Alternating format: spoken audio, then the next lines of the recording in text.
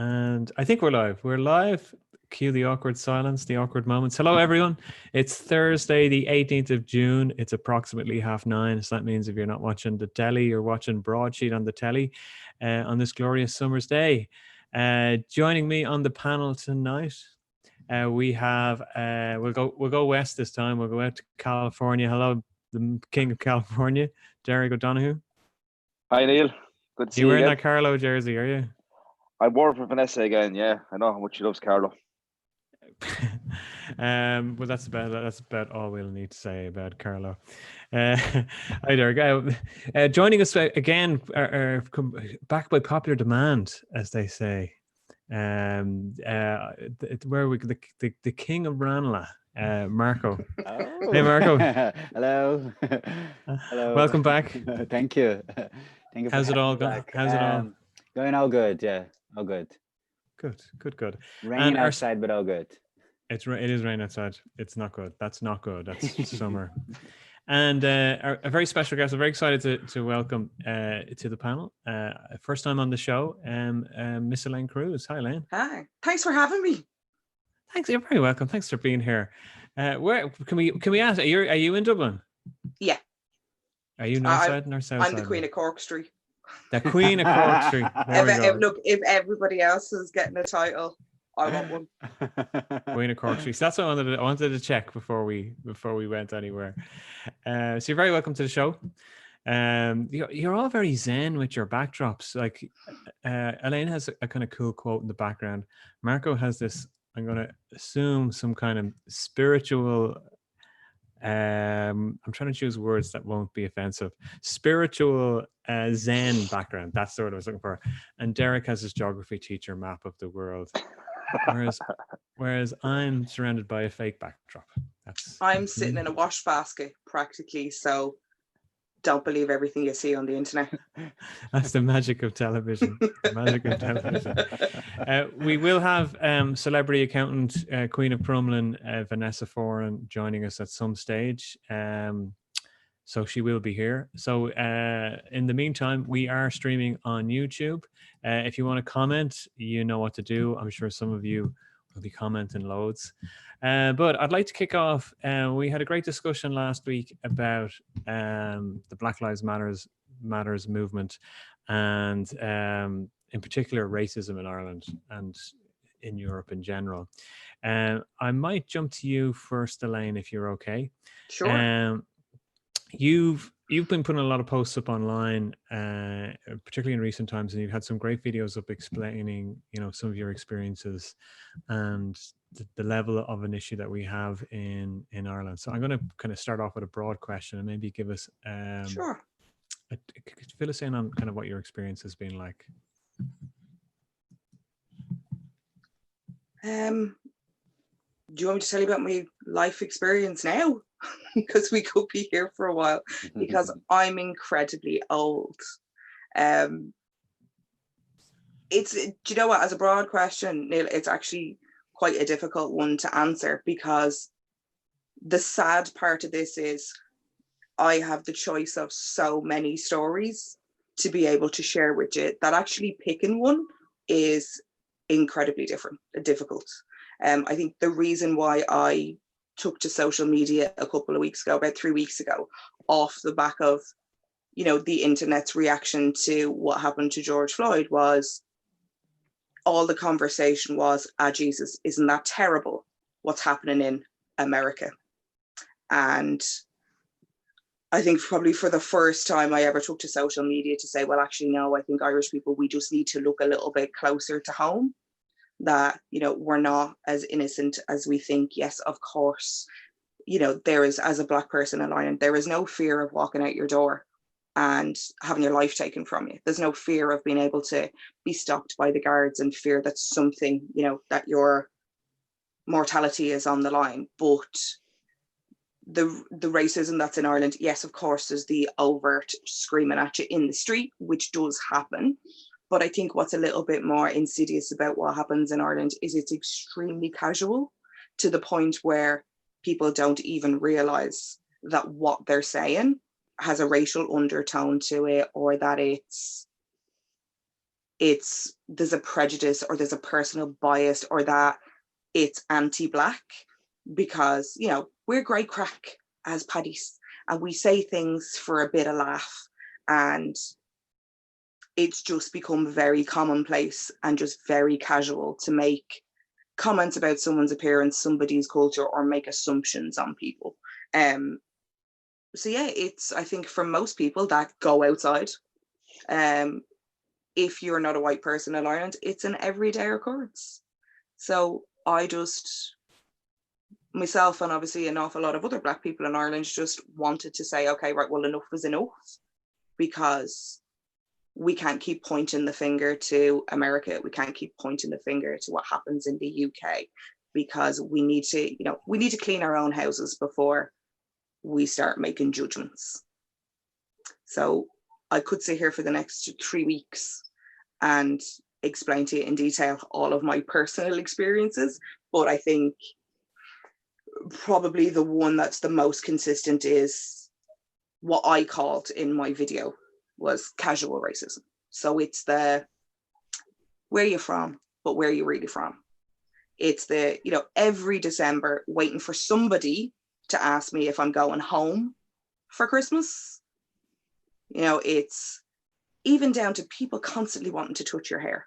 Now I can tell you, if there's any hunzos that are sitting at home and watching this now, that are strung out to get to the hairdressers, that cannot wait for the hairdressers to be open, that pay €250 for their cutting their colour and their curly blow dry, and then were to have a stranger walk over in the street and start mauling it, they'd be absolutely dug out of them. But when you're not white, that is just seen as acceptable. And I think one of the biggest issues is when you try to explain to somebody that, you know, that's not cool and I'm not okay with that, in the nicest possible way, people get really, really defensive. And that's their white fragility. So, you know, if you stood on somebody's toe accidentally, your first reaction would be, oh my God, I'm so sorry, I didn't mean to. And you just tread a little bit more carefully. But when it comes to race, if you stand up for yourself, I think white people are just, in Ireland, are just so uncomfortable with race as a topic, because it's not something that you ever have to speak about. And in general, as a white person, part of having white privilege is you have the choice to opt in or opt out of a conversation about race. As a Black person, you never get to opt out, because we wear a badge of it. And we wear it with pride, trust me, but you have a target. The largest organ on your body is a target for a race conversation. So we don't get to have a day off. So if you say to someone, actually, that wasn't very PC, or that was actually a little bit I was offended by what you said, the reaction needs to be the same as if you stood on my foot. But what people do is they defend their intention, as opposed to just admitting that I've caused pain to someone and I've hurt somebody's feelings. So it shouldn't be, well, Jesus, I didn't mean it. It was an accident. It should just be, I'm sorry, I didn't mean to. But there isn't an apology with it. But I think that comes from just the absolute discomfort of having to speak about race, which in Ireland is something that we don't do very openly. And I think that's where the biggest positive has come from this. I mean, it's horrific that another Black man in America has had to lose his life for this to happen. But, you know, we're not at that level in Ireland. And thank God we're not. And hopefully we will never be there. But we have an amazing opportunity now to be able to be a bit more open to this as a conversation, and to really sit with ourselves and realize that we do have a problem here, that we are not exempt. I don't know a country that is. There's very few that I've been to, maybe two, where race just isn't an issue, but Ireland is not one of those places. So I think this has started something that, if done correctly, could be an incredibly positive change in this country. Yeah, I think that's what I was kind of getting at, is that, and this came up last week, is that racism isn't an isolated issue here. We're not talking about something that happens in isolated pocket. This is something that Black people experience on a daily basis. And there is a sense that it's covered up because of American culture, sorry, Irish Yeah. culture and banter and Asher's only messing. I don't really mean it, that kind of thing. But, white people aren't aware of the impact that that's having because they've never walked in those shoes. No, and I also think we think of racism as very one-dimensional. We think of racism as the screaming the N-word at you in the street. But actually, it ties into anti-Black. So not necessarily racist, but I might be anti-Black and not even realize that I am. A lot of it is, it's not conscious. Ireland is learning words like systemic racism and institutional racism and all of this new vocab over the last couple of weeks that I think a lot of people don't necessarily understand. And I don't know if Marco will agree with me, but I think when people in this country hear the words white supremacy, instantly they get defensive because when they hear that, they think white supremacist, which is an extreme, like that's your neo-Nazis. That is not what white supremacy means. What it means to me, again, I am not an expert. I don't have all the vernacular, I don't have all the vocab. I am not a historian. I am not a resource. If you want to know all of the facts and you want to know the dates and you want to, if I can't spiel off the 13th Amendment. I don't know it. I don't know everything that's happened since 1619, but I'm 100% an expert in my own life experience. So I can only share that. So for me, what white supremacy looks like in Ireland is white is seen as the norm. Now, obviously, Ireland is majority, it is a white country. Yes, we've become much more ethnically diverse over the last maybe 20 years or so, but this has been an issue here long before 20 years ago. I'm nearly 40 and I've been here for more than 20 years. I was born and raised here, so it's not something that's new. But white supremacy, and I think what a lot of white people in this country don't see, is white is seen as it is normal. It is the norm. It is the status quo. And anything that isn't that is other. So even if somebody is not overtly racist and doesn't necessarily have an issue with the color of my skin, you are always made to feel like you are other, that you do not belong. And yes, of course, we're all different and we should celebrate each other's differences. But until we can do that, we can never be equal. There's an equality that the majority of the world is based on. And this is something that has been going on for, hundreds of years. So nobody is pointing the finger. It is not your fault. None of us have control over what color we're born or what country we're born. But ignorance is a choice because we live in a world that we are overwhelmed with information. There is nothing that we cannot know, and there is nothing that we cannot find out. So ignorance is bliss isn't good enough.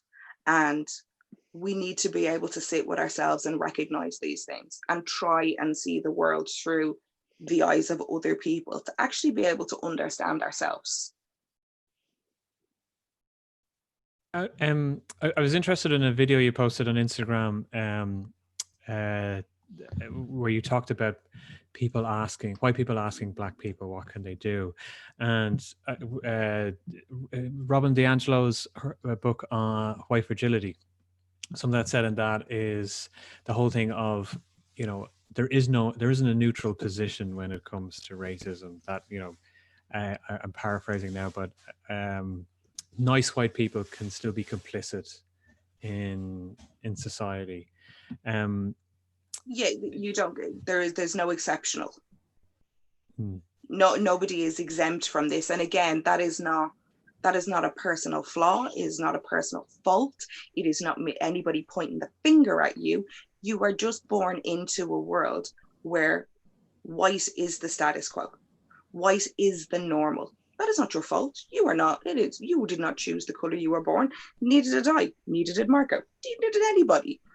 But it's a privilege, and it's something that's being given to you that you've never had a choice on.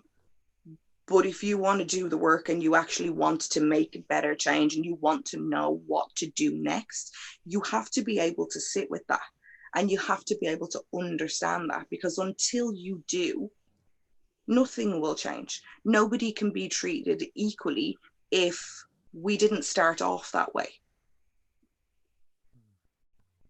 And it is that thing of casual racism, as you say, is the status quo. You know, Oh, completely. In this country, absolutely 100%. But it's, and again, this is coming to light, and I think that's where people connected with the video that I made, because I'm just average Joe. I'm just some black chick from Coolock who sat in her toilet one day and talked into her phone for 5 minutes and told me stories. But I think that's what people connected to, because I didn't have the verbiage either. So I'm just you in a few shades darker, telling you how it is. And I think that's where people started to understand. And I think when I talked about the where you from, yeah, but where are you really from? You know, my phone exploded. I didn't sleep. I haven't slept properly in 3 weeks. I think there was about 4 days that just turned into a blur because my phone did not stop, which was incredible to see that response, but incredibly overwhelming as well, because this isn't about followers. There's no ego attached to this. This is the most personal thing and private thing and raw emotion that I have ever spoken about this publicly. You know, so to have that amount of attention drawn on it was incredibly overwhelming. But I think a lot of people could recognize, and they did. They were messaging me for 3 days straight, saying, "Oh, I've done that. I've asked that question, and I don't really understand. I don't understand what I did wrong. Like, if I offended you, I'm sorry, but I don't really understand why that's offensive." So that's why I've made the videos. That's why I haven't slept for 3 weeks, because, you know, no, I'm not a resource. I'm not a resource. I'm a person, you know, but if you can't Google it, I'm cool with you talking to me, but obviously there's boundaries and you need to be respectful of that. But I think that's where Irish people were just a bit dumbfounded, going, oh, I ask people that all the time just because I'm nosy. But there's a bigger picture here. And Irish people don't understand that actually how that makes somebody feel like they are not part of being here. I'm incredibly proud of being Irish, incredibly proud. I'm as paddy as they get. So it's constantly having part of your identity questioned. And as a teenager, I would have been quite offended by that question. But, you know, I'm a grown up now. And I'm also incredibly proud of the other side of my heritage. So when somebody asks me where I'm from, 9 times out of 10, I will tell you that I'm Irish, but I'm half Cape Verdean. And I'm cool with that. But that's me personally. And I am not the voice of Black Irish people. So do not take what I'm saying and as a golden rule. People, if you ask the question, where are you from? Irish people need to learn to respect and take the first answer that they're given. Because number one, every time we meet somebody, that is the first question that we are asked. So it's like speed dating the world. If you're anybody that's ever Tinder dated or online dated, and it's so repetitive saying the same thing to everybody you meet, it's like Tinder dating every single person that you meet. If I've met 9 new people today, I have to go through that 9 times, which I just don't have the energy for some days. Nobody does. But there's also a bigger picture. You know, if you have somebody that was maybe born in this country, but maybe they were adopted. Maybe they've got a Black parent that they never met. So you're actually asking a question that they only identify as Irish. They may not know what their heritage is. They may not know what their ethnicity, where that comes from. So your casual nosiness, just out being nosy, you have no idea what you are triggering in somebody. You do not know their story. And as much as you just seem like you're being interested in them, number one, they could have been asked 10 times already. And number two, they may not know the answer. You know, there are so many people in this country that have been born and raised here. And again, I'm not putting words in anybody's mouth. I'm only speaking on the behalf of people who were kind enough and vulnerable enough to message me and tell me their stories. Is I actually don't know. I don't know where I was raised by my mother. I don't know where my father's from. So every time somebody asks me that, it's incredibly painful because I don't have the answer. And it's a constant reminder that I do not know. It's if you don't know your history and you don't know your heritage, there's a part of you that does not feel whole. I've always known where I'm from. I know my whole family, but I had never met my dad's side of the family until 3 years ago. 4 years ago. The first time I went to the country that he was from was 3 years ago. And as a 37-year-old woman, I didn't realize till I got there that actually for me, there was always a little part of the puzzle missing, because I was able to talk about the place that I was from and tell the stories, but I hadn't experienced it for myself. And I've been lucky enough that I've been able to do that. But there's so many people that don't. So where are you from? Take the first answer. Just take the first answer. And something else that drawn to that you said was the whole point. It's interesting that it's a very uncomfortable conversation. Racism is a very uncomfortable conversation. And, the events in America have kind of been this catalyst for discussion, and we're seeing a lot more discussion around it, which is great. And one of the things that we mentioned last week that we didn't spend a lot of time on the topic of censorship, but one of the things we talked about last week is how certain television shows are being publicly pulled from streaming services. And I was fascinated at the fact that there was a lot more anger in those discussions around the shows being pulled than the root cause of the issue. One of the things I've noticed in the past week on that is I just from casually listening to conversations and reading stuff online, is there's people having conversations about that topic without mentioning the word racism. Yeah, because you're white centering. Because if white is the status quo, anything that interrupts the status quo, people do not like. Now, am I raging that Bubbles' black counterpart is not going to be on Little Britain? Yeah, because I think it's funny.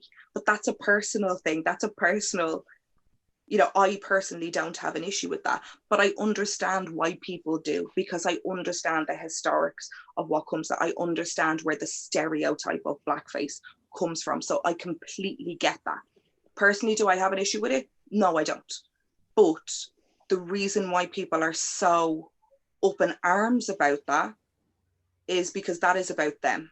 People are more offended about a show being pulled than actual racism itself, because as a white person, part of your privilege is you get to opt in or opt out of the conversation. But the part about the conversation about race that affects you is your TV show is going. So you are horrified. So it becomes about, again, it all becomes centered around the white voice, and the black voice is pushed to the side again. And maybe Marco would bring, if you could want to chime in on this as well, just in terms of the activism that we're seeing here. And we talked about some of the protests, Mark, you're involved in last week. Is there some events or things that you're aware of that are upcoming, either yourself, Elaine, or Marco, or areas where you can point us to where people can get involved that you're aware of? Is there anything you can share there? Well, I would definitely mention again Black Pride Ireland, which is an organization that started a while ago, and through them that I found out where the protests were and what was going on as well. Some of the things I saw from Elaine's page as well. I think the first protest was a repost that she did from Erica Cody, the singer. So I saw it from it. But I think, yeah, the immigrants, it's MERJ, the merge, the immigrant Twitter account as well. They're constantly posting news. As far as I know, there isn't any more protests, or there isn't any more gatherings. But I can quickly do just a research and get all the right names for everybody if they want to start following, supporting, donating, and helping, just to continue the conversation. Because the most important, it's not letting the conversation stop now, you know, because and I think what we need to remember is there's a lot of conversation that's happening online, which is incredible. You know, Neil, you said earlier, you know, the constant question that I'm being asked is, well, what do we do next? Well, what happens next? We need to continue to educate ourselves on everything, because this isn't something that's going to happen overnight. You know, Ireland is such an amazing country that we really band together as a people and we fight for what we believe in. Look what we did with a marriage equality. You know, look what we did with repeal the 8th. I hand on heart believe that if we could go and vote on racism, that we would. But unfortunately, it is not that easy. But I think, again, another thing that has come out of this as a positive is I had no idea that any of those groups existed. And I think a lot of people in Ireland probably didn't know either. Yeah. I didn't know that there was a Black Irish, that there was any Black community in this country. I didn't know that there was these groups and these resources and, you know, these activists. I didn't know any of that. And I do think part of that is because I'm that little bit older. You know, I'm a little bit older than the kind of newer generation of, like, when I was growing up, I think I knew like 3 Black people and 2 of them were my family.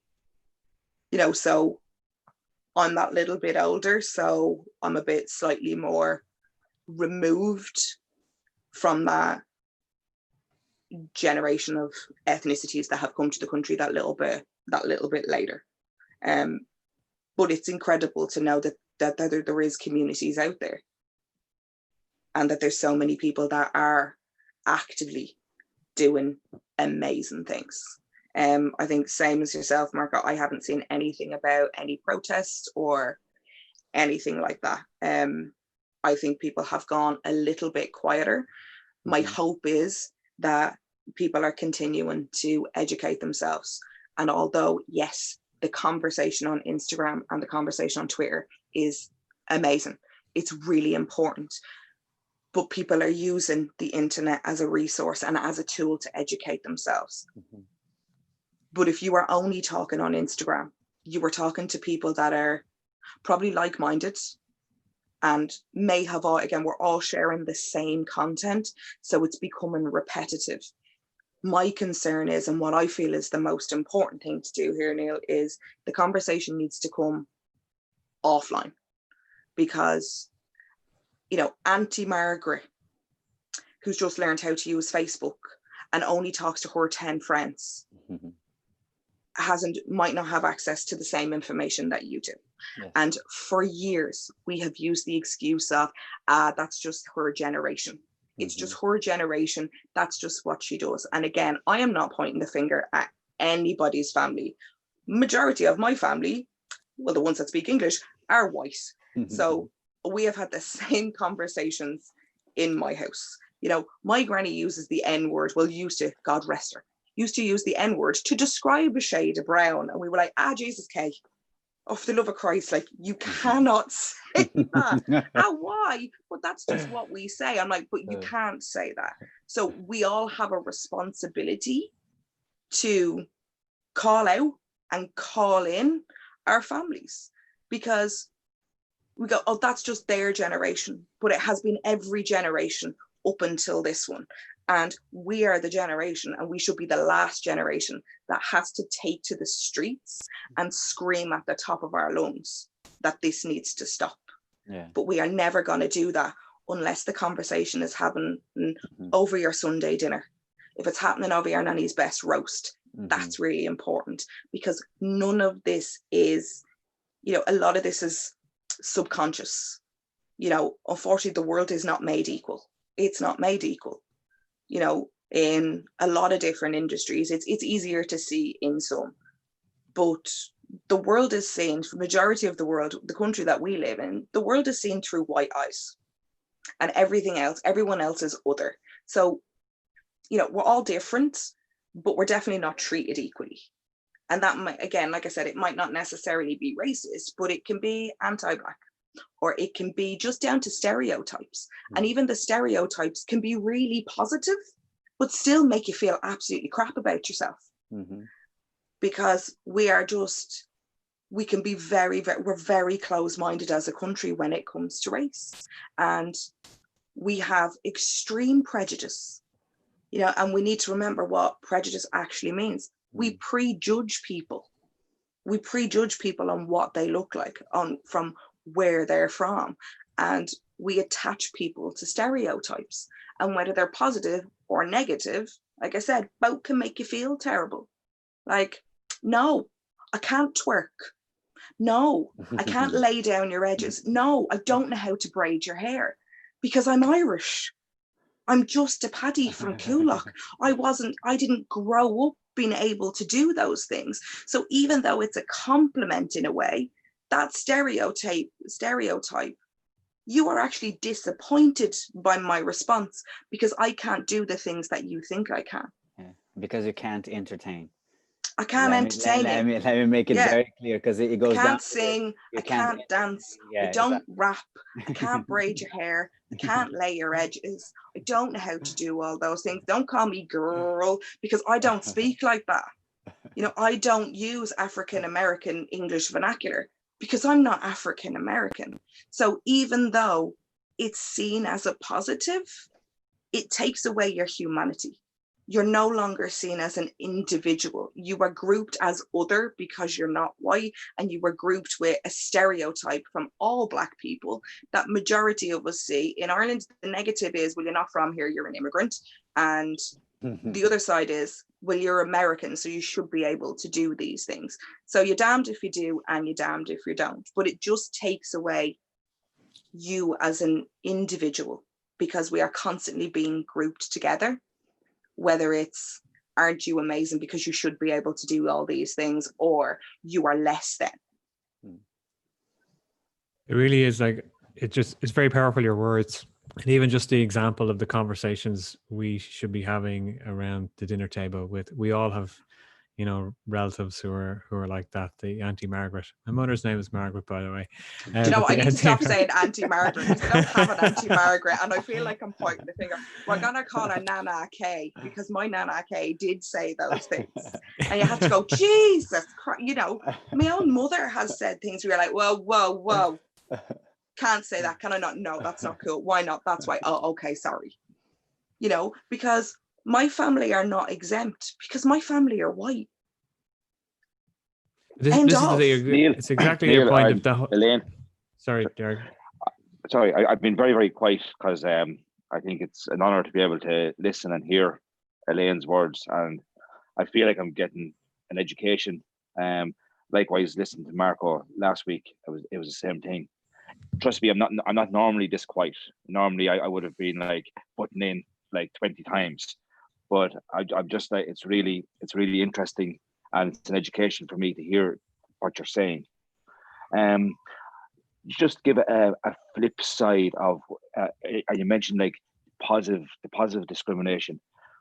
I'm Irish. I'm living in America, and like I start speaking, and straight away I get like, oh, I love your accent, and we're trying to hire a car from Hertz when we arrived over, first of all, and the girl said, hey, I'm going to ask you a bunch of questions, not because I need to know the answers, just because I want to hear you speaking. But it was meant as a real like positive thing. But you are a performing monkey. What happens here? What happens here is, it's like everybody is Irish. It's like, oh yeah, I'm Irish, and my name. They give you a name that's like, my name is some sort of Irish sounding name that I've never heard of, and it's like, I go, oh really? And they go, oh yeah. I said, where like the question, like, what part of Ireland? And it's always a case of, I'm not sure. Oh, so you haven't been back? You haven't been back yet? No, I haven't been back. So where was your dad from? Where was your mom from? Oh no, it was my eighth. My grandma's grandpa's grandma was a potato. Yeah. I lived in New York, so I completely hear you on that one. I suppose everybody's an O'Malley. The massive difference between I think Oh, what you're frozen. what you experience. Can you hear me? Am I Yeah, still coming gotcha. through? Yeah, yeah. The massive difference between what you experience and my experience, it's nearly an advantage for me to be Irish here. I nearly get a pass. Like it's like people automatically think you're going to be like friendly and nice or something. I don't know. And I'm not trying to compare it to a race issue, because I have a very privileged position to be white in the United States. But it's whatever prejudice or whatever otherness there is, it's only an advantage, if that makes any sense. It's you're highlighting the white privilege that is, as Elaine was saying earlier, is that it's the status quo. Yeah. But nearly, hi Vanessa. But nearly, it's like, I say, I've lots of friends from all different countries over here. Say, you go to the golf course and there's a fella from Australia, there's a fella from South Africa, there's a fella from America, the four of us are together. And the starter on the golf course wants conversation with me because I'm the Irish guy. It's like there is an advantage to being Irish in the States. And look, I don't want to take away from this. Not the conversation today is much more important and much more serious, but there's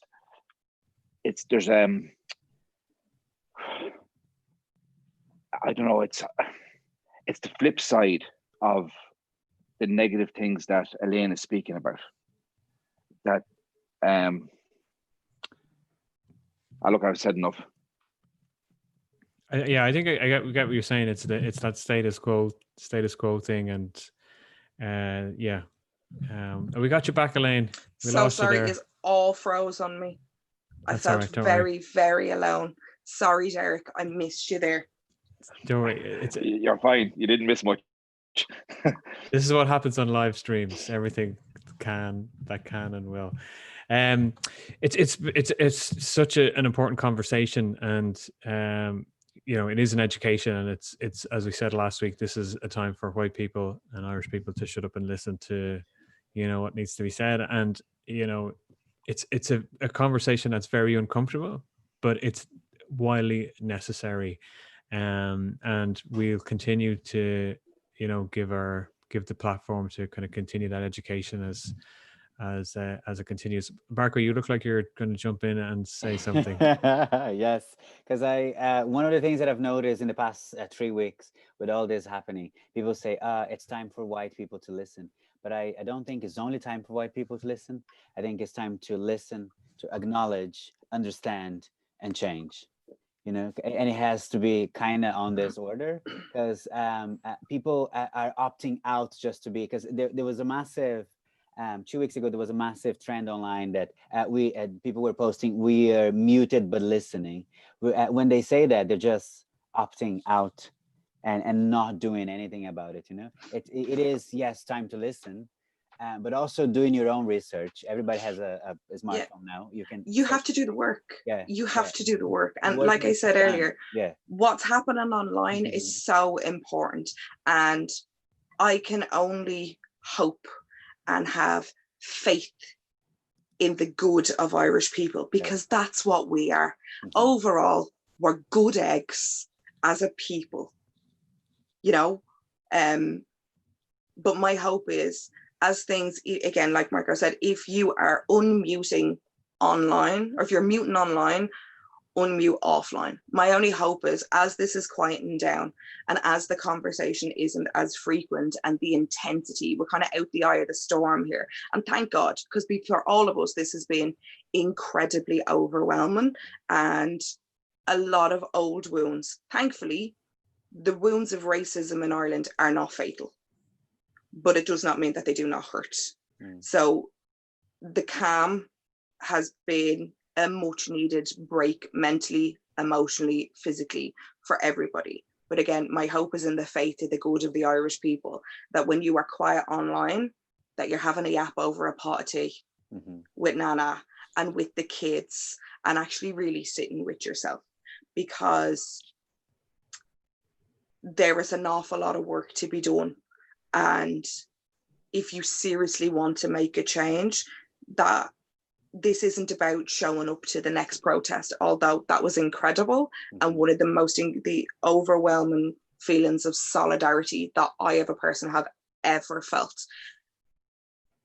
But as an individual, the most important thing you could do is sit with yourself and actually sit in discomfort. And although you may have never screamed a racial slur at somebody, you may not have an issue, you may not think that you have an issue, but even just opening your eyes and seeing that actually the world is viewed and it is geared towards your comfort over somebody else's who doesn't look like you. The only way that we can make real change is it has to start with you, all of us. We all have a responsibility here. If it starts with you, then you can take that to work. Then you can challenge inequality. You can challenge the lack of diversity, and you can challenge these things in every industry. But the work has to start with us. I think that's brilliant. I think the personal is how change happens. Like, people talk about politics, but it is the personal. I think with the marriage referendum, what was amazing was you saw like grannies and granddads coming out and voting in favor of marriage equality, because they knew a grandchild who was gay, and they knew they loved that person, and so that person, the personal nature of that relationship changes the political dynamic. You know, completely. And so I think what you're saying is spot on. Like, we need to, it needs to be personal. The only concern with that, Derek, is, you know, the nannies and the granddads took to the street for their gay grandchild. But if you don't have a Black person in your family, or if you don't have them, well, then who are you doing it for? If this is for the sake of humanity, you don't need to have a personal connection to this. This is about equality for everybody, and we need to put the human back into humanity, because it's not about what you agree with or what you disagree with. This is fundamentally, as people, it is the right thing to do. It's just the right thing to do, to not make anybody ever feel like they're excluded. It's about that. I mean, it's about having the personal conversation with your granny. And so even though there's no Black people in my family, I can still have that conversation with my cousin or with my, and so I think that's how I can help, if you like, you know. Absolutely. Hi, do you mind if I hop in here, folks? Hello. Hi, Vanessa. Hi, Vanessa. Hello, everyone, and apologies for being late, everybody. Blame Google for all your resources. 48 minutes. Typical Queen of Crumlin comment, blaming everyone else. I love how Neil refers to royalty all the time. I'm a Republican, loud and proud. No, I don't know where to start, really. But first of all, you were talking about having a conversation with your nanny and your grandads and your aunties and everything. The first conversation we have to have is with ourselves. Because that's exactly what I'm saying. I never recognized white privilege, and I've known Marco a long time. I didn't recognize white privilege. I had white privilege because I never saw myself as privileged, because you talk about your age, honey, I'm 15 years older than you at least. So like the difference between a child of the 80s and a child of the late 90s was a very different Ireland, and a very different environment as well. So not that I'm making excuses for anybody, but I just feel there was an awakening, and I think you talk about it all being online, and the conversation online, and how everything is really happening online. Let me tell you, lads, you have to walk the talk with this. This story isn't going to change online. This story changes on the street, being proactive, putting yourself out there.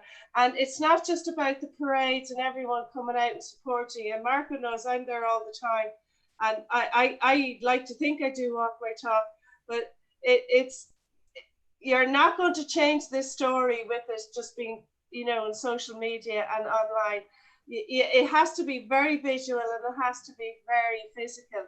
And you were talking about nannies and grandads, right? I was actually born in the UK. I'm a Sassenach, and my nanny and granda went to Dagenham between the wars, you know, to work in the factories. And I remember my nanny would have called them deckies. They've lovely children, Vanessa. The deckies. They have lovely children. And I actually don't think they were racist at all. I just think it was... I don't think they it's actually commonplace thought, language. yeah, There's it's no a bit like, offense made by it, because that's just the way that we say. The same way that my granny called her good Sue N-word brown, but she had to be pulled because that was commonplace. So again, this is where our responsibility. I never heard any of the Cork crowd now of the sort of the London Irish, which would have been predominantly Cork, Tipperary, Kerry people. Dubs tended to be more Manchester, Liverpool, and I've never heard any of them use the N-word. Never. Vanessa, That's really lucky for you. Well, that's really lucky for you. Well, I don't know. I mean, maybe it's the culture I grew up in, but I think I'm struggling. Can I just say, you were talking about you were saying about darkies as something used. I remember what my nanny would have said. Mm-hmm. Yeah, and my nanny was big thing. Every Lent, the choker boxes, and she was very insistent that we give for little black babies. Well, you know. See, Lulu now would have been. Derek, can I just speak to you about choker? Right. Yeah. First and foremost, they are little black babies, and that is not a bad thing to say because they're small. They're black and they're babies. Yeah. My issue with choker is, right, and obviously I don't have an issue, Jesus, I don't have an issue with anybody giving to charity. Yeah. That's not what I'm saying. But you've just sparked something there that I just want to make a point on, and it's about representation. Because we see little black babies on the telly every day. We see black children on the television every single day of the week in this country. Now, those ads have been around since the 80s, and they were made as shock value. They were made to sensationalize, to push people, to emotionally connect with people, for them to do something. But we have been watching them for so long that we are completely desensitized a lot of the time to that. Those ads have been more on my radar in the last probably year than any other time, because my 3-year-old nephew talks to the telly. He's just learning empathy. We all shout at the telly. And no, but the 3-year-old is telling the babies on the telly not to cry and that they'll be okay. Aww. But it really is adorable, like your ovaries would burst. But the point I'm trying to make is, when it comes to representation in this country, right, we need to get over the fact that black people in this country is not new. It's not new. We're here. We've been here for years. We're not going anywhere. There's loads of us that have been born and raised here. Give me a second, Vanessa. Let me get this out. But we need to start, if we're going to talk about diversity, we need to be about diversity. And that comes to media as well. Because for a lot of Black Irish children that are born in this country, the only time that they see a face on the television that looks like yours is the little black baby. And that you have to remember the narrative that is putting into their head, that it ties then into, well, now it's all about the white savior, that the only person that can save the little black babies is the white people that are going to give the money, which absolutely, of course, is really, really important that we give to charity. But what I'm saying is that's the only representation that we see in the media. Has the same effect on the white person. The white person, like when you grow up with completely. Not everyone, not everywhere in Africa is poor. Not everybody in Africa is starving, and not everybody in Africa needs your help. Yeah. But that comes from diversity, because we don't have any in our media. Yeah. Yeah, but I mean, surely, like people like you and Marco need to put yourselves up there and do it. We're here because. Hello. I find I just a couple of years ago I was just fed up with giving out about a certain thing, just fed up, and I said, you know what, lads, I'm putting myself on the ballot. I'm sick of giving out about this. I'm putting myself on the ballot, and I did. Okay. And did you? So I found, Vanessa, we are not giving out about people here. This is not about giving out. But you see, this is not the first time. Okay, so again, if this conversation, like Marco started off said, is about listening and about learning, if you want to learn about the experience of racism, you need to let Black people speak so you can learn, because you are very fortunate as a white woman that is not something that you are going to experience. So the constant I in a conversation is, I understand that you're trying to empathize and you're trying to, as a human, we want to be able to connect and try and understand how each other feels. Mm-hmm. But the conversation is becoming very white centered now, because putting yourself out there and standing up because you've given out about something, and standing up and exposing yourself to the entire world and anyone that will listen about the most personal thing about you in pure raw emotion, something that you can never change, that is not an opinion, is not something that it's not about us, I know, get up now and start talking, because there's more to it than that. And I get you that. have to accept that that is something that you don't get, I because know, you never will. I actually do get it, by the way. I do get it. But what I'm saying is, like, I've known Marco a long time, and I've only met you this evening, so I'm not going to pretend I know who you are and your skills and assets. But I can tell you, Marco is an incredible asset to anything he puts his hand to, or any organization he gets involved in. And I actually think if more people like Marco put themselves out there, make themselves available, like what was it, London Fashion Week recently, Marco, RTE, when you put yourself out there, when you make yourselves available, you get the call up. And on a previous show, in what sense, Stephen? What about people that don't have the talent, that don't have London Fashion Week, or don't have the but we're all in that boat together. But like putting yourself out there, Vanessa. Yeah, no, I get that you that there is a white privilege. I totally recognize that now, and that's more obvious now in the last 20 years. In the 60s and 70s here in Ireland, it was just all white anyway. In that, and that, you know, the only people of color you would see would be maybe foreign students in the colleges, and college then wasn't available to 95% of the population anyway, you know. Well, Vanessa, the 60s and the 70s are long over. Yeah, no, I know. Also, yeah, but we need to remember generation. I'm that generation, so racism still existed in the 60s and 70s. My father moved here in 1974. My mother was beaten on the street in O'Connell Street by a white man with a stick for being a nigger lover. Like, we can't pretend that this is new. This is not new information. But I wasn't saying it's new. I'm saying this identity now that I have, that I have enjoyed a white privilege, is new. I never said racism was new. Or I'm just recognizing that it wasn't necessarily the white privilege. The white privilege is new, and it is for me. And I've lived the cooperative way all my life. And Marco has awakened this in me, that this was my white privilege. And I appreciate that. And it's probably from the person I've known for such a long time, and all the things he's taught me, like, and done, and the relationship we've had. I think that's probably the most important thing he's ever taught me, and anyone that's got to know him through the show or through me. I think that recognizing that Neil and I and Derek have had this white privilege, and we never knew. We never knew. Maybe we took it for granted. I don't know. I can't speak to that, but I recognize it's a white privilege now, but it sort but it has always been I'm there. a bit.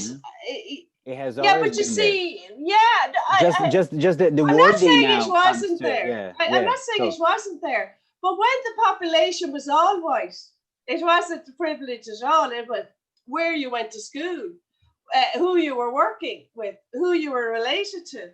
Do you know what I mean? Like Ireland in the 60s and 70s and 80s, by the way, was a very different planet to what the Ireland you're living in the 90s and the noughties. And you were talking about your nanny and grandads going out to to support the equal marriage referendum and the repeal of the age referendum. That in one way it was about equality, but it was also about to tell the church, excuse me, we're not afraid of you anymore. You can go off and have everyone hiding behind curtains and whispering behind our backs and to all you like. You're not locking us in convents anymore. You're not putting us into laundries. We don't give a shit about you anymore. And when you're talking about putting money into the choker box, that was all about getting money into the church. Okay, like, so no mistake. and And I have to be anyone really that's honest to here, this Vanessa. day, I anyone don't that really this understand day, what your point is. no, but I'm saying it was a bit wider. It was a lot wider. It was an entire generation shaking off. Look, if we were going to talk about history, I could sit here and we could talk about 16, 19 and 401 years of oppression. But the point of the conversation here today is about moving the conversation forward. Yeah. And I understand that white privilege is something that's new to an awful lot of people. And the privilege of white privilege is you don't know that you have it. So that is not your fault. But that's what I've said. But what we need to remember is part of white privilege is also white centering, and it's centering the conversation about race, about how you feel about race and how it affects you and what your opinions of it are. That is also part of white privilege, Vanessa. And I mean that with the utmost respect. You need to understand that there is a part of this that you will never understand. And there is a part of me that is so glad for you, because this is not an easy way to live. Having to constantly be resilient, having to live in a constant state of anxiety. There's no fear. There's no fear as an Irish person. There's a constant state of anxiety. It's unconscious a lot of the time, but it's always there. And that is something as a white person, you will never understand. So recognizing your white privilege is one thing, and it's really important. And I'm so glad that, you know, Marco has helped you to be able to do that. But white centering is also something that goes hand in hand with that. Yeah. Part of your privilege is nobody gave it to you. You never asked for it. But once you're aware of it, you have a choice. You didn't get a choice on what color you were born. But if you recognize your privilege and you start to sit with it, understand it, you have a choice on whether you decide to use it. Your choice to use it is by white centering and making the conversation about race about you. Of course, you're allowed to have an opinion, but the only people that will ever fully understand what this feels like is Black people. We are putting ourselves out there. This is the hardest thing that we have ever had to do. As an adult woman, it's the most uncomfortable thing I've ever had to do. And I'm very vocal. You know, I work in the makeup industry. A part of my job is to educate people on skin color, race, skin texture. So it's something I've been talking about for 12 years in a professional capacity. I am the first person that will call you out and go, nah, sweetheart, that's not cool. Actually, that's actually really inappropriate to say. So this isn't the first time I've ever spoken about this. It's always been part of my narrative, because it has to be, because I don't have a choice. I don't get to decide that I don't want to be Black today and I'm not in the mood of being shouted at in the street. I don't have that. I don't have the privilege of that. So if you recognize your privilege, sit with it, and you have a choice on what you want to do with it. Okay. All right. But I would also kind of repeat a line I used a lot during the repeal campaign, in that about thinking you can walk in somebody's shoes and you can't. And, you know, and I use it a lot with this. I will never know what it's like to walk in your shoes or in Marco's shoes, or, you know, in anyone that feels this way. And you've introduced a lot of new thoughts to the conversation that we are following on from last week. And there was just a few things that maybe you were offended, but I do find that the conversation has to come offline and it has to get on the street. But that was the exact point that I made, Vanessa, was the conversations with your nanny, the conversations with the kids. I've made the point 3 times now, and I've said the exact words that Instagram is great, but the conversations that happen at your dinner table are the most important. So I know what you're saying, but I've already said it. I would take the conversation outside the 4 walls of your house, and I would push it out into the mainstream. Because if I'm recognizing, if I feel, you know, if I'm recognizing I've had this white privilege, and there's reasons for me to say stuff why I don't really recognize I've had privilege, but at the same time, this is not my story. But again, but you know, we've it's been asked to come onto this and to give voice to this, and this conversation started about people asking, what do we do next? So if I'm being asked as a Black woman, what should I do next? My advice is have the conversation at the dinner table. You as a white woman are using your privilege to white center and telling me what you would do. So this is part of the problem, Vanessa. No, well, if you want to be educated and you're asking what to happen next, and you're asking for the advice of a person that's involved in it. No, you. Okay. I think we've. Hang on, Vanessa. Hang on. I'm gonna leave that there, because I think, to be fair, Elaine's made the point quite a few times, and we've actually seen education in action. So I'm going to leave that there. I'm conscious of time, and there are some other topics, but like I said, this is a very important conversation, and you know, there's a lot of discomfort that white people we have to go through as part of this, and so certainly we will use this platform to continue to help those discussions and voice upcoming campaigns and things that people can get involved with. So I think it's important to point out that we are all on the same side here. I think everybody, and we're all learning, and everybody is going to make mistakes. But where white privilege shows itself is if you are called out or you are called in, meaning if it's done in public or if it's done on private, whether that's offline or not. Part of having white privilege is also having white fragility. Yes. And you need to accept that you tried to do the right thing. You might have said it the wrong way. If you get defensive of that, that is your white privilege, whether you is intended or not. That is part of white privilege, because again, you're centering the conversation around you. If a Black person has said to you, you know, I understand where you were coming from, your intention was great, but that wasn't the right thing, or that's not really how that is. Part of unpacking your privilege is saying, okay, I'm sorry, or I get it, I'll do better next time. Because as soon as you get defensive, that is white privilege screaming. Thank you, Elaine. Thank you. And one thing that I will love to add and say, I can't use myself as an example to many things, because I've been exposed to so many things. I moved from Brazil to here 13 years ago, and I've worked very hard to be where I am, but not many people out there have the same experience that I have. And not many Black people out there have the same experience. There are some people, especially where I come from in Brazil, that they don't even have internet access. So it's hard for them to have a voice. It's hard for them to even to be listened. It's way harder for them to just have a voice.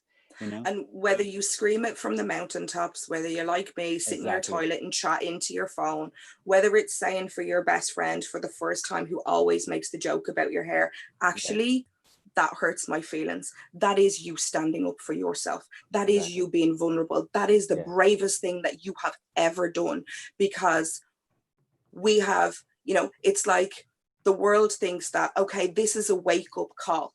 Nah. You've just had us on snooze for a really long time. We have been telling our stories in every way possible. It just so happens that collectively, the world is listening for the first time at the same time. So we have been speaking. Nobody wanted to listen. So I'm so overwhelmed, and I am so proud of every person that has spoke up. Some of them may have even just texted me and said, I have never said this to somebody before. That takes an awful lot of courage. And I absolutely tip my fro. Oh, we lost her. That's what happens on the live shows. I think it was a very good point you made, or sorry, Marco made there, to feed into Elaine's point. About not knowing what it's like. You were saying about not knowing what it's like to somebody who lives in a very rural area in Brazil or whatever. That goes back to thinking we can walk in each other's shoes and making decisions on behalf of other people. And I think the expression Elaine used, white fragility, I think that's sort of the new learning thing we also have to get adjusted to, Derek and Neil. That recognizing that we have this white fragility, and that we might think it's being offensive.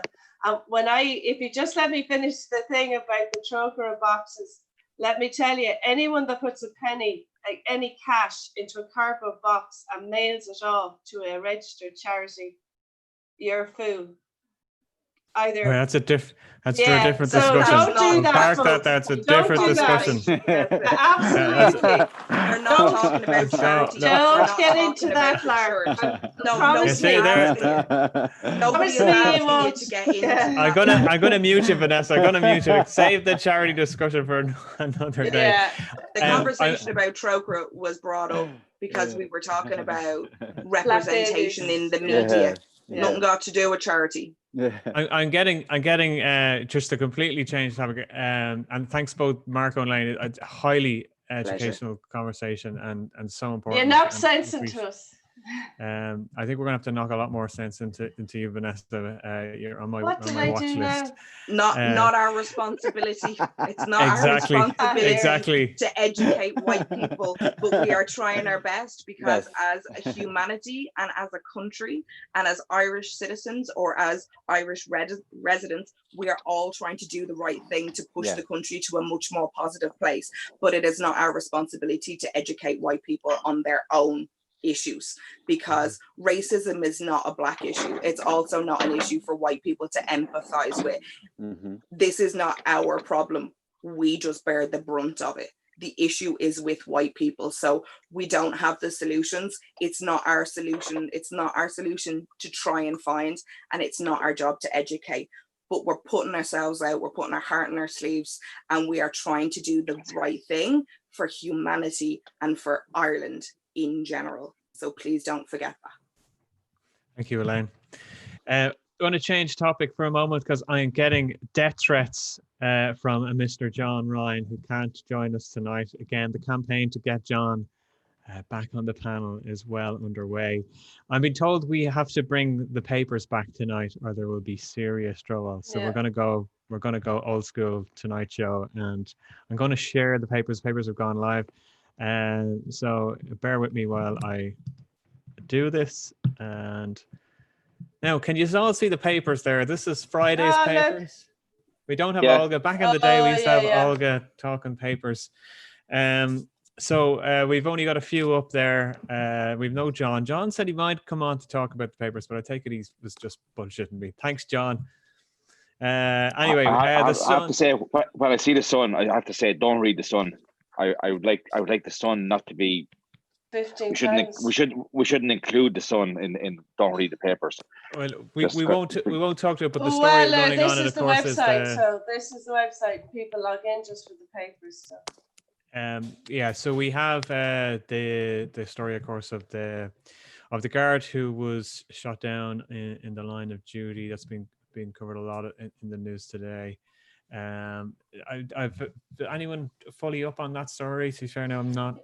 Yeah, it's quite scary. He was on patrol on his own, like he's an armed guard, and the guy, whoever he encountered, took the gun off him and shot him with his own gun 15 times now. There, according to the Sun. Yeah, very tragic. It makes you wonder, folks. It doesn't matter. Somebody's out in the street.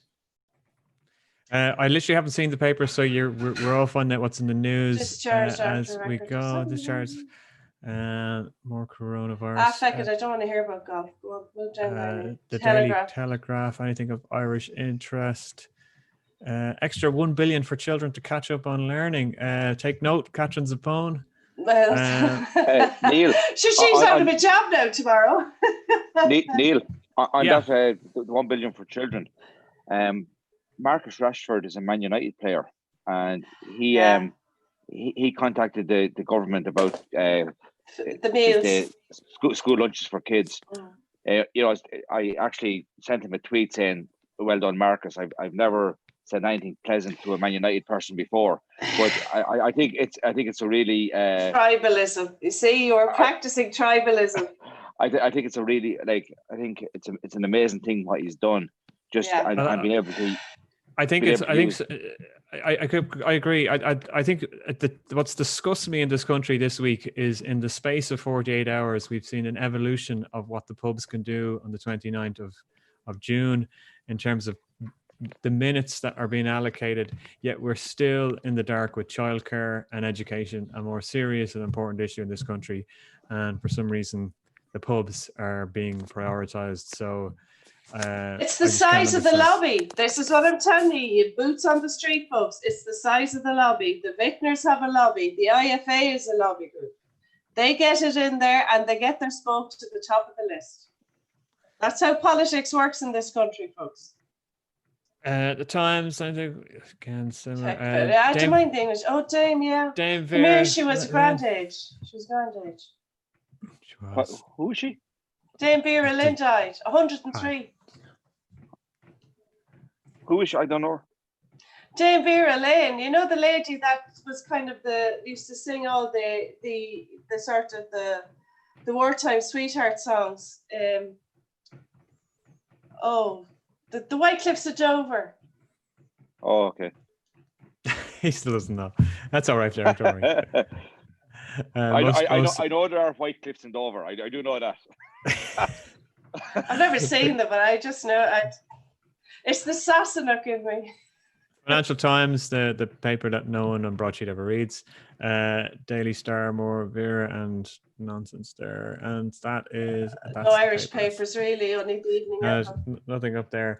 So, what did you folks make? I think Elaine had to leave us. Did say she had to leave us a bit early again.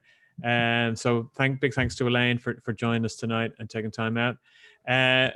Folks, what do you make of the whole carry on with the pubs? That's this stuff that we're reading, the €9, and the it's 105 the lobby group. minutes. Lads, it's the size of the Vintners lobby group. You have the school teachers, you have the farmers, you have the pubs. They get school teachers aren't very successful in their lobbying. Well, do you know how many school teachers are politicians? Micheál Martin is going to be your next Taoiseach, a teacher. But he got out with teacher. Only just. Mary Hannafin, all teachers. Enda Kenny, teachers. The biggest and most powerful unions in the country are teachers. But they're ineffective. They're absolutely ineffective. That's what you think. Do you honestly think that if in government now we had Micheál Martin, Enda Kenny and Mary Hannafin, that we'd be reading different headlines this week? Do we honestly believe that education would have been prioritized? No, but I think childcare would have been. Childcare and education. Yeah, Mary Hannafin, if she was Minister for Ed again, yeah, definitely. It's a lobby group. I'm telling you, it's money into the exchequer. Pubs and the betting generates a lot of income for the exchequer. Schools don't generate. And furthermore, I'm beginning to think that I see that it didn't hit all the papers today. It was in the Independent though that the government had kicked the can with the travel quarantine nonsense to July 9th. We'll be the only country. You're taking that personally now. Well, we'll be the only country in Europe that has some form of quarantine, which goes against the advice of the ECDC, who have shown there's no evidence to support quarantines after the end of the month, no scientific evidence. And I don't want to be putting on the Bodger hat. I'm not Bodger, by the way, in case anyone thinks I am, but I don't want to be putting on that. But it certainly does, on a conspiracy, on some level, sound like there is pressure to keep the money in Ireland this summer, when all other countries most other countries in Europe are starting to open air bridges, and yet Ireland is kicking the can. It just stinks. It's hard to know. I think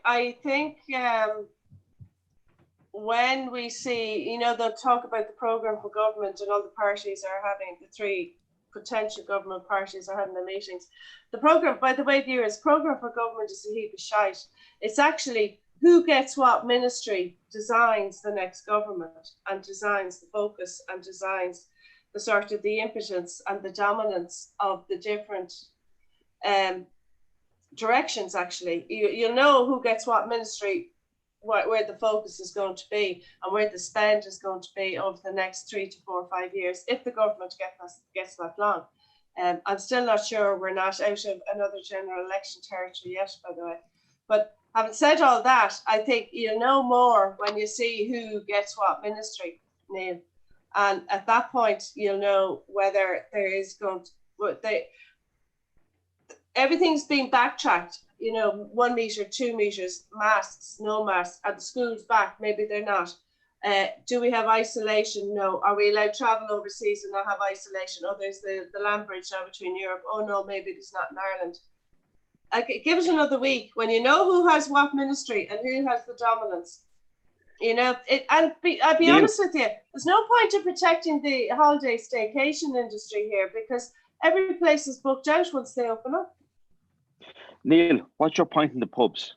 What do you think? What's your, like, do you think it's ridiculous that they're opening up, or do you think it's just ridiculous the power that they have, that they're able to get themselves on the agenda, or do you think open up? Well, I'm just speaking as a layperson, and I have no vested interest in some of these topics.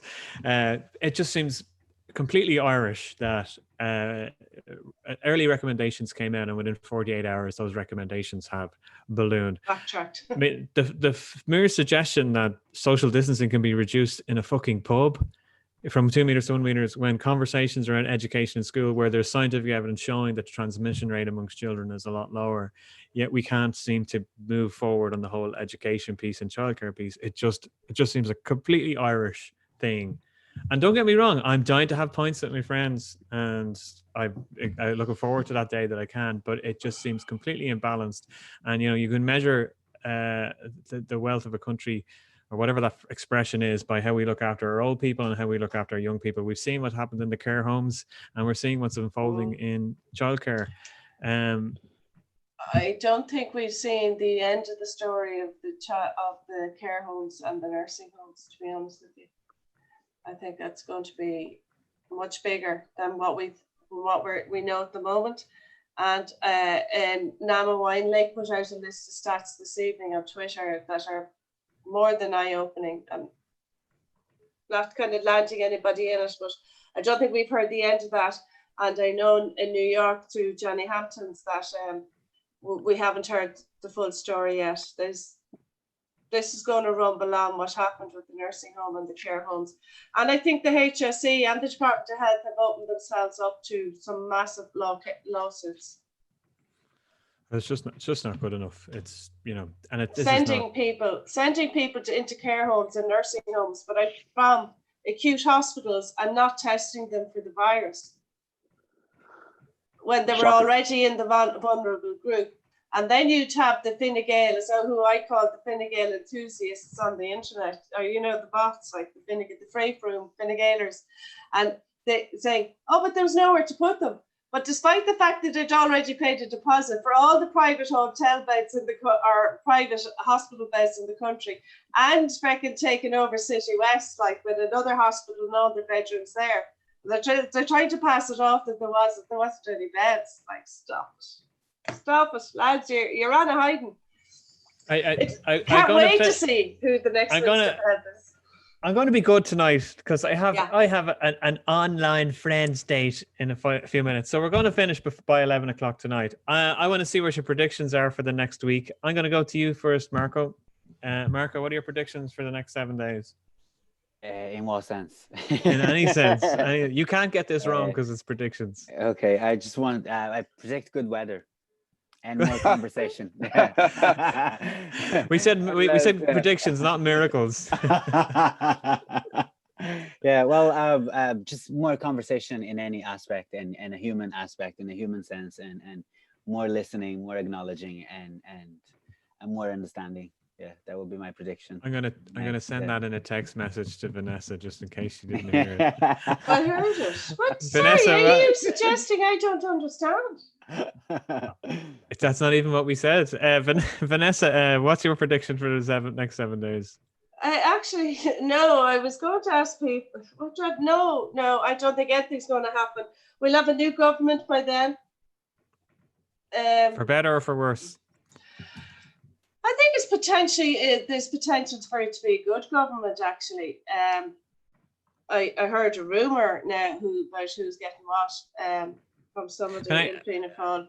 But we won't go there yet. We might save that, but I want to pimp you out a little bit, Vanessa, and I will do the same to Derek and Marco.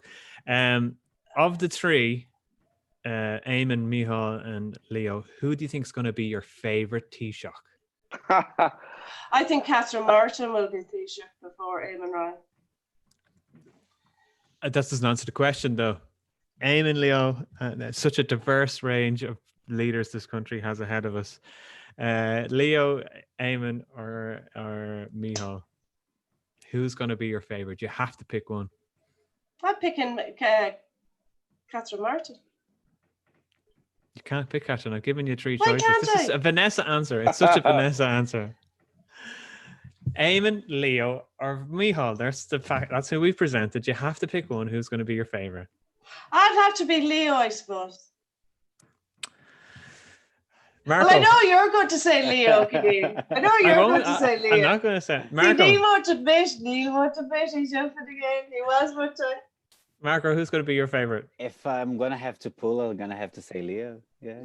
A question of color. So that's yeah, two- with his background. So yeah. You see? But yeah, You that see? doesn't. That's not an Well- endorsement of his political. That's not a political endorsement, though, Marco. So Marco's hedged his bets, whereas Vanessa, you've shown your true colors.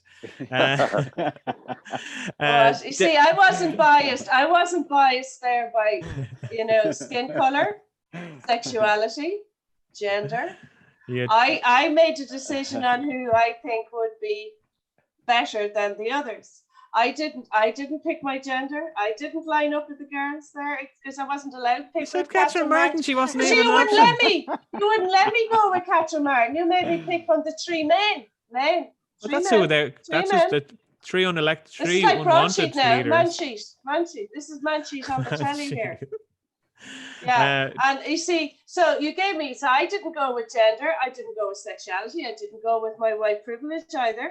I didn't go with the man that lives and he represents the constituency You see, Reardon, it's Vanessa in centric. Cork We've gone South Central. You Vanessa see, centric I am- again. This just proves how independent and unbiased I am and uninfluenced I am.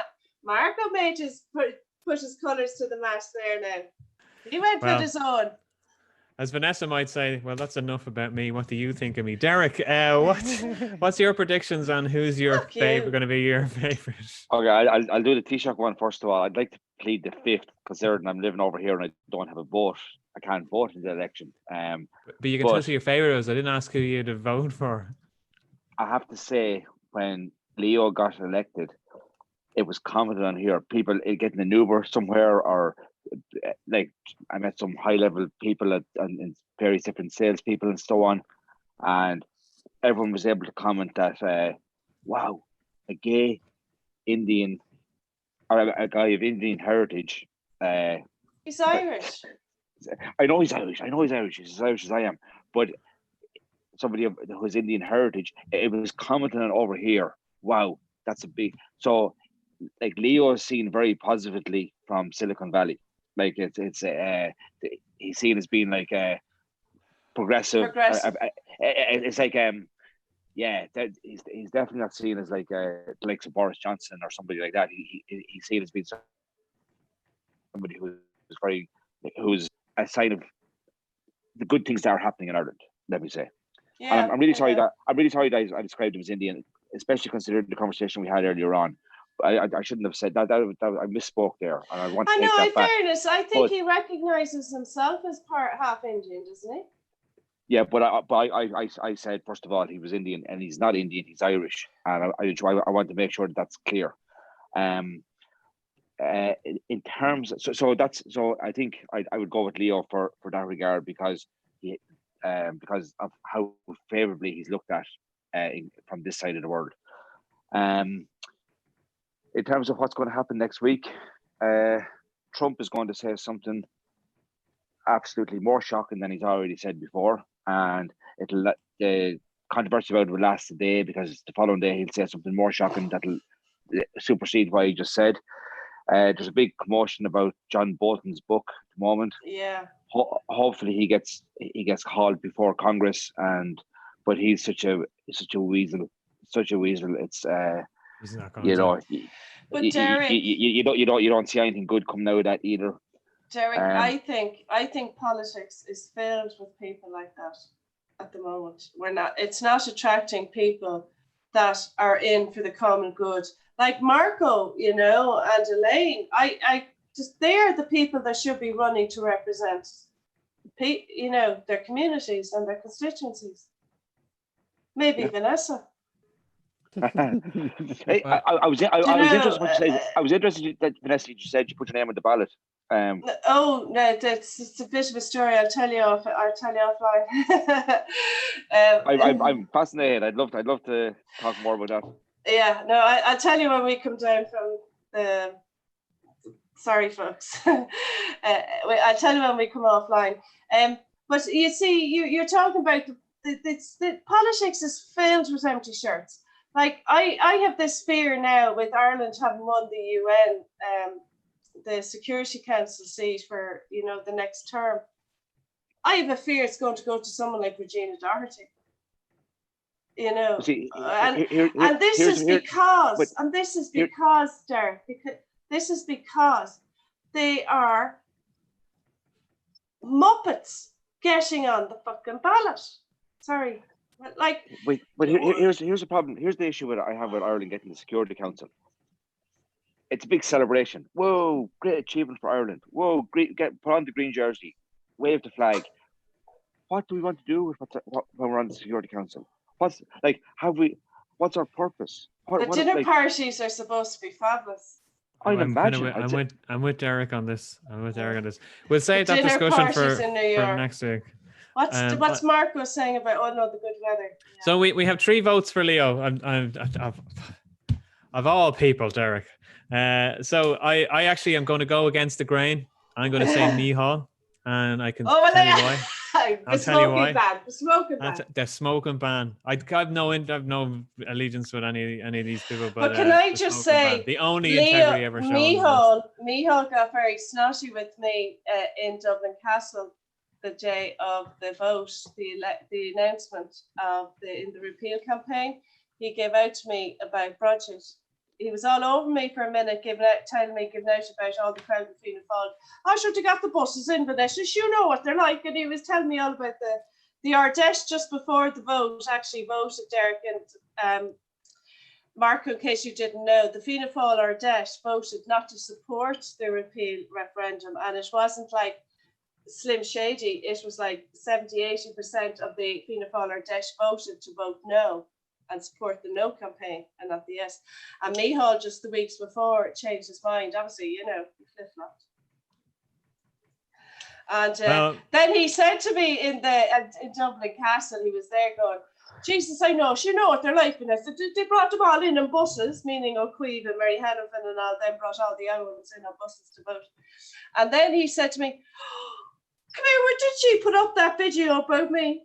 And like everyone was all over us on the day, thrilled, because we'd actually called it like at 67:33, 3 weeks out. We'd actually called it to a T. Even Sky News even said he called it to a T. And there's Micheál Martin giving out to us about putting up a video about money resting in his waist. Well, Micheál, if you're listening, smoking ban, there's integrity in politics. The only time it feels in the last generation. Anyway, I digress. My prediction for the next 7 days, there's going to be another nomination for the Senate there in the arts panel there for the. Don't get me started on the arts. We'll have another Trumpism, and we will see further controversies on a range of coronavirus issues. But other than that, it's gone past everyone's bedtime. I'm going to go play some video games with friends. Thanks for tuning in tonight. Those of you in the chat bit, Philip, Owen, and Janet, thank you for your comments. And Jan, big thanks on the panel to Marco, the king of Dublin 6. Derek, the king of Silicon Valley. I prefer Chief. The chief of Silicon Valley. Vanessa, the queen of Crumlin. Neil loves royalty. I'm a Republican, folks. And all queens say that. And the queen of Cork Street, Elaine, who had to bolt from us early. Thank you for joining us. Thanks for tuning in. We will be back on this. Well, we won't actually, because we've nothing to do with Broadsheet. Well, no, we have a very special show next week. We're doing a virtual Pride. Oh, we do virtual Pride. This is the Yeah. first I'm hearing of it, but it's got to be great. No, I'm kidding. That's next week. Thank you all for tuning in. Have a great weekend. Enjoy the weather.